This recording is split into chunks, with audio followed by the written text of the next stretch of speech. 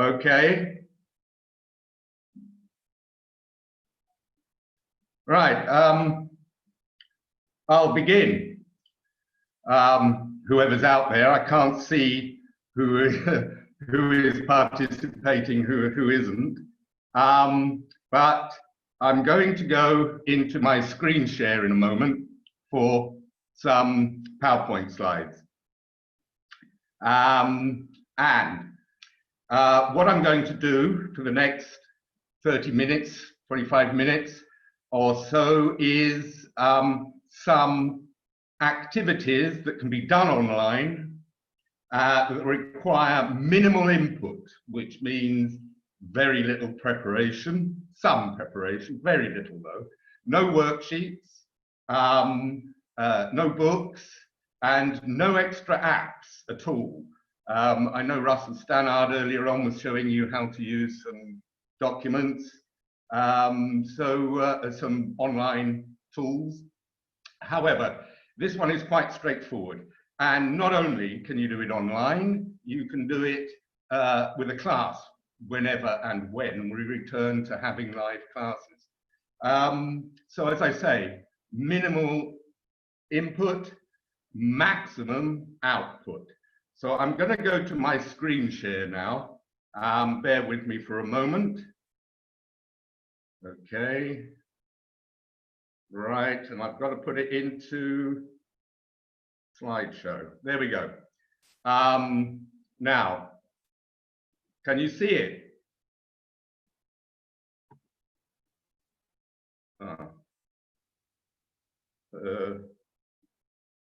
Oh shit. Can you see me? Okay. Let's go back into resume share. Okay. And I'm going to go into slideshow and I'll explain what's going on. Okay, here we go. This is an opening activity. It's called Avoid Round My Room. Presumably you're all at home or somewhere or other. So what are we going to use this for? This can be done online, can be done in a classroom, but I'm assuming your learners are going to be at home. So what can we do with it? Right, first of all, find something. Find something that is red, for example. Well, this is practice with vocabulary of colours. You can have whatever colour you like or more than one. Then you can practice with comparatives. Find something which is smaller than the bed, but not as small as a button. Okay, we've got practice with comparatives here. We can extend it a bit further. We can practice vocabulary of shapes, rectangular, round, square, oblong, whatever. And then we can use it for texture, something which is smooth, but not soft. And finally, personalized, something that I would hate to lose. Now, this activity, you don't need to do all of them. You can focus on the comparatives, if you like, or the vocabulary of shapes, or a personalized thing. Learners online can find an object and describe it to you. And you have to decide what the object is from their description. And of course, you've used these cues. You don't have to use all of them. You can use one or two. You can have more than one object, or you can use it as a warmer at the beginning of the lesson so that you get your students into what you're doing. Learners can also, if you've got a group, this can be done individually, one-to-one, or as a group. If you've got learners in a group, then they can find an object in their room and describe it to the others, who have to guess what it is or find out. And we also have, as you may notice, may have noticed some grammar revision or activities with relative causes, something which is, something that is, as well is incorporated into that activity. Let's move on and find an object, something that is red, which is smaller than the bed, but not as small as a button. It is rectangular and which is smooth but not soft, and something that I would hate to lose. Can you find it on this screen? And those of you who are sharp enough, or those of you who can see it, I can't see the comments. Anyway, let me see. Okay. You may well have guessed, there it is. It's a Sony Walkman. I've had it for got to be more than 30 years now. Still use it, still have cassettes to run with it. I would hate to lose it because these days such an item is more or less an antique. So I would hate to lose it. I do use it often, especially when traveling on public transport, which may be a bit difficult under current circumstances. Also on this slide, you can see some other personal objects, which can be used for students to make a short presentation about them. So if you've identified my object from the initial description, we can use other objects, and students can use it as a means of doing a short presentation. They can describe an object and the others can find it on the slide, or they can tell a story around it. I mean, the Walkman was bought for me by my mother. She didn't know what it was when she saw it in the shop. They were quite unusual in those days. And you can add it to your description. You can continue and tell the story of the object. These are a few of my favorite things. So students can collect some items and put them. It's quite easy to get images from the internet by using Google Images, and you can create a small presentation, and it can be a question and answer if you're working with a group. People in the group can ask questions about the objects. What do you use it for? Why is it so important to you? And these kind of questions can be shared if you're doing this activity with a group, or you can do it on a one-to-one. We'll move on to another extension of the objects, advertising on eBay. I've scaffolded this one because students may need some scaffolding. It depends on the level of your students. They may not need the scaffolding.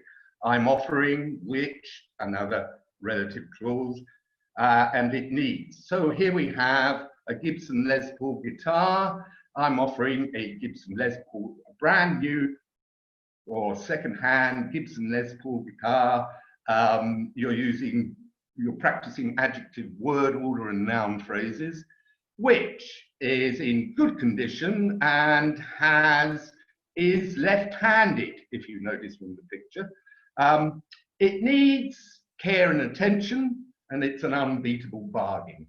This can be done either as a speaking activity amongst your students, or as a writing task.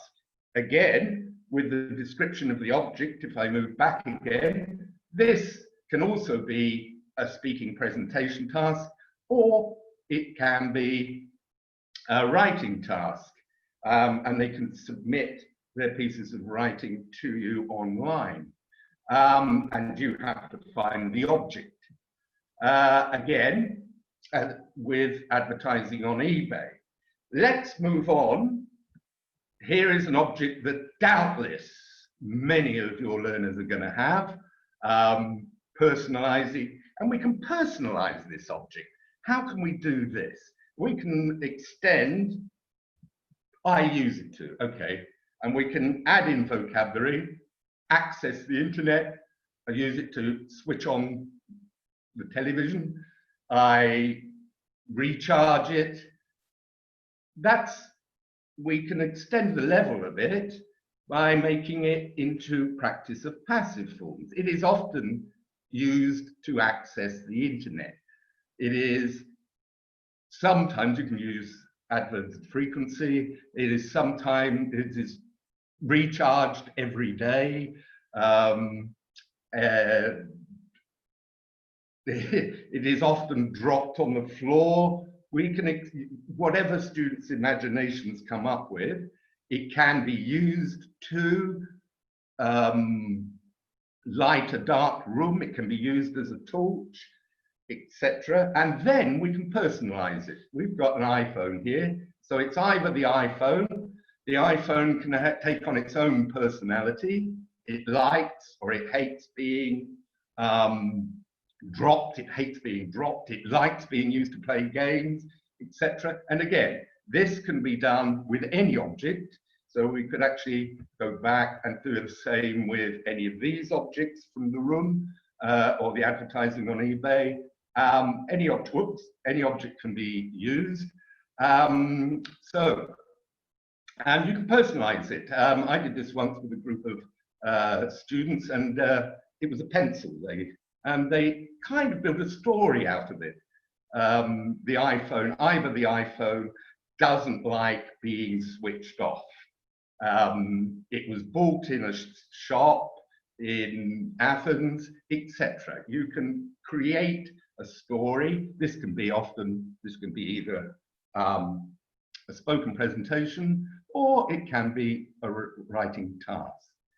Let's move on to something quite different. Listening and speaking. Here's a picture. Now, what I'm going to do is a kind of dictogloss. This is easy to do, and I'll tell you where I found the pictures when I've finished the activity.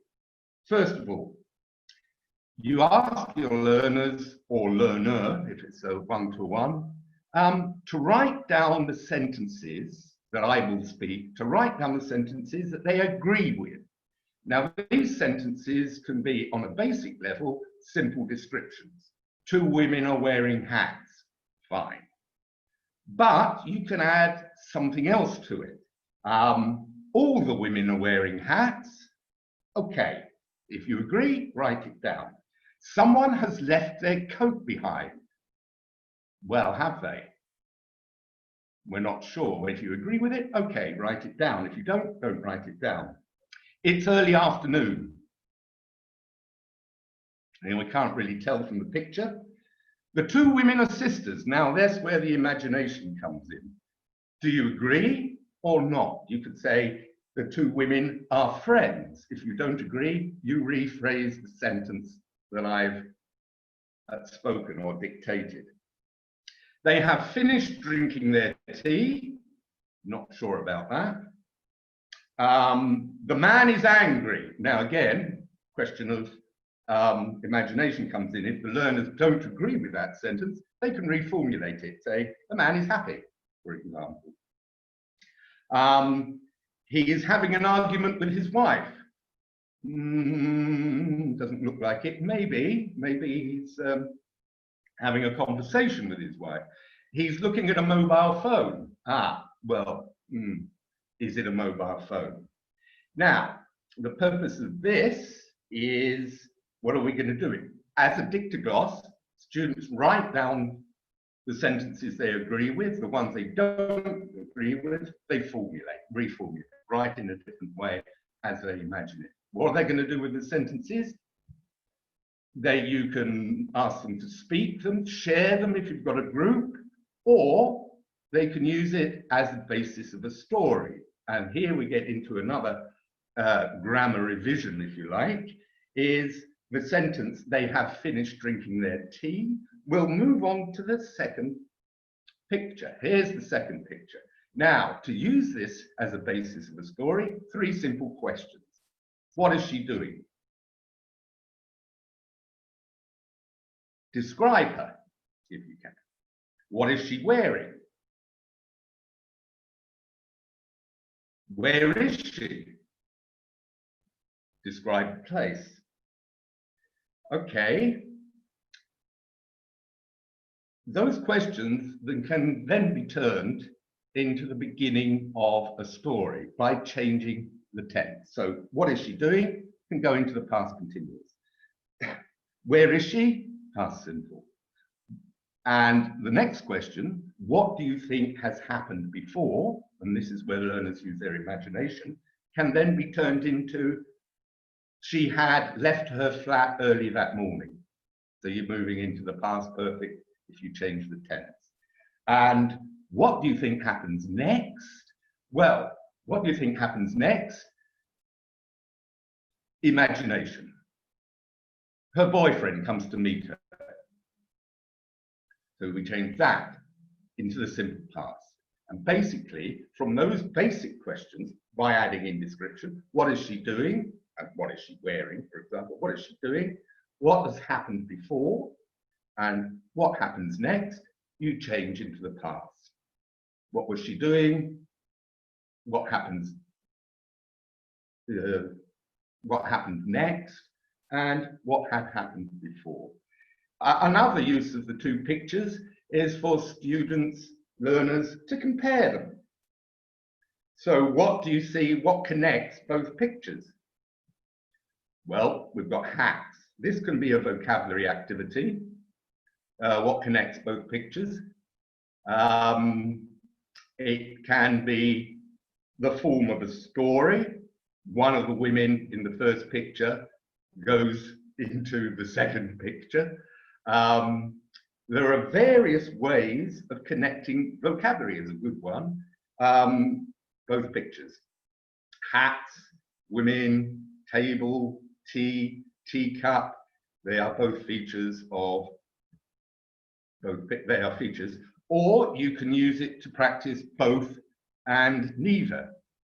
Neither picture has a child in it. Both pictures have women. Only one picture has a man. You can do it a variety of ways, both and neither.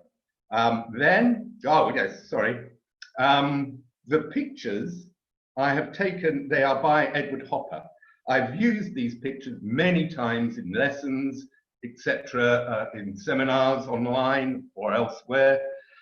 They are by Edward Hopper. All you need to do is put it in your search engine and you will find various pictures, paintings by Edward Hopper. The reason I chose them is they seem to have, the paintings themselves seem to have a narrative content. It's quite easy to imagine some sort of event that had happened from these pictures. Okay. Connecting two pictures can be done with very early learners with flashcards. What will connect the light bulb and the book?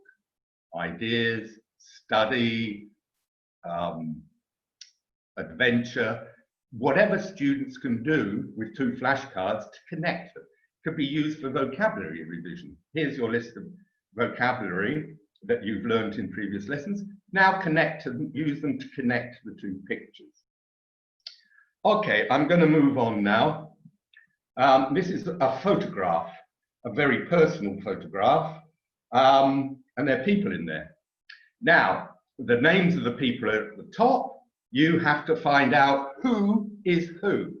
Now, you'll notice there's 6 people basically in the picture, if you forget about the people in the background, but 7 names. Okay, Susan and Sue and Dree. Sue, Dree and Spike don't smoke. Only Dree and Pete are looking at the camera. Spike and Rod are interested in photography, and that's a trick question. Roger and Pete are smiling. Rod and Sue are not sitting. You can probably work out from those, but the game is, it's a listening activity, really. You choose your own photograph and describe it in those ways. What we're practicing, if you want to make it productive, students bring their own personal photograph and write similar sentences and speak them if they're in a group. They can always put it up on a PowerPoint slide like this, and they have to guess who they are. The trick here is when I said Rod and Spike are interested in photography, that's the trick, because Rod is actually taking the photograph. And there's a further extension of this. You're practicing also present continuous, present simple, and the difference between the two. So Sue, Dree, and Spike don't smoke, because you can see 3 people, Steve, Roger, and Pete, who are smoking. So you've present simple for habits, and you've got what you can actually see in the photograph of the present continuous. Useful practice for those who are preparing for exams that require a picture stimulus in the speaking part of the test. Fine, there is an extension to this. You can take one of the people from the picture and write or speak a short profile of that person. For example, he enjoys spending time outside taking photos.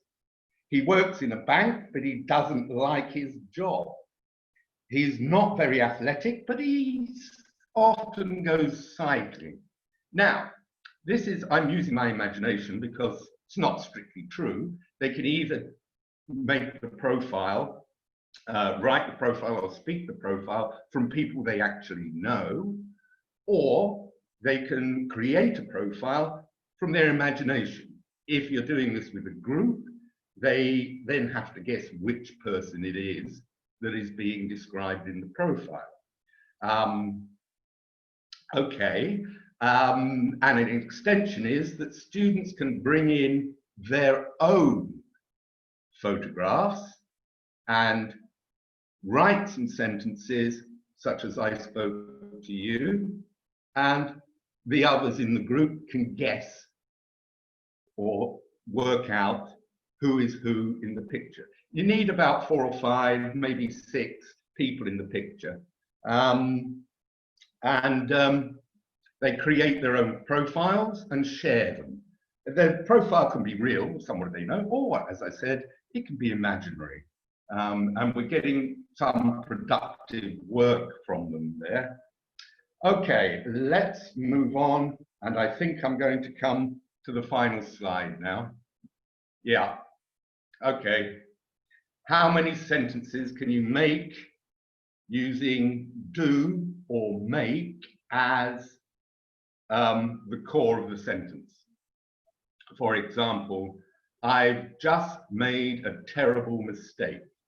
Now, this is a web tool. It's a very easy one to use. You create a text on something you want to focus on. Vocabulary, a grammar structure. In this case, it's make and do collocations with an indirect object pronoun, me. Make me a cup of tea, do me a favor, etc. I just typed them out, and you copy and paste it into the Wordle tool, and you come up with this idea, this word cloud, which can be used for a variety of things. Vocabulary revision, grammar revision, etc. I'll give you, they're called Wordle or word clouds. And you can find them online. It's easy to use. You can take a text from your course book if you want to, but I did say no books, no worksheets, and no apps. But this is a slight, I don't think it's really an awkward, it's a very easy to use thing. Once you've created it, you can use it more often, over and over again. I think I've used this as about 20 times, this one. So I'll escape from the share. Okay, any questions anybody would like to ask me? Because I've got 5 minutes left. Can't see any chat questions. Thank you. Thank you. Okay. Thank you. Thank you for those messages. Yeah, I hope it's useful. As I said, that they're all easy to prepare, and searching for pictures on Google is a good way to actually occupy some spare time. Fine. Thank you for those messages that I'm receiving here. Thank you.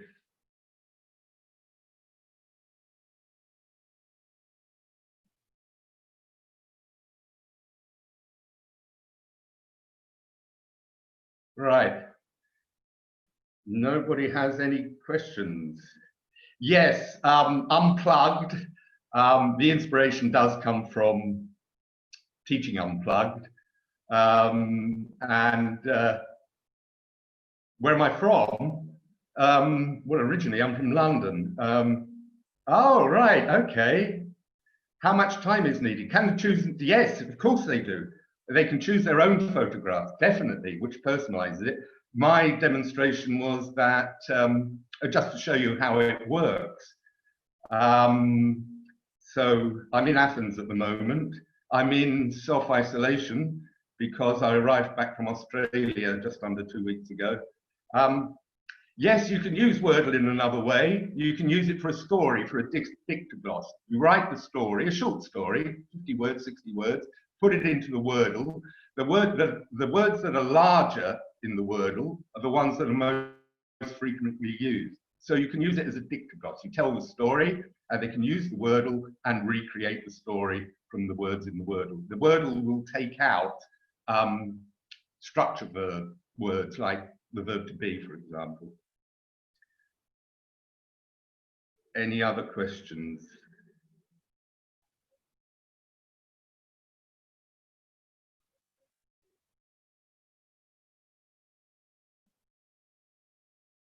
The photos. All right. I don't know. I can't answer that question. From ELT News, Certificate of Attention. I suppose if you ask them, they will. Oh, right. Okay.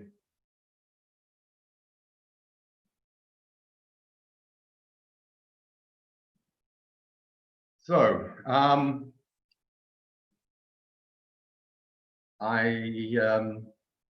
there's no more questions.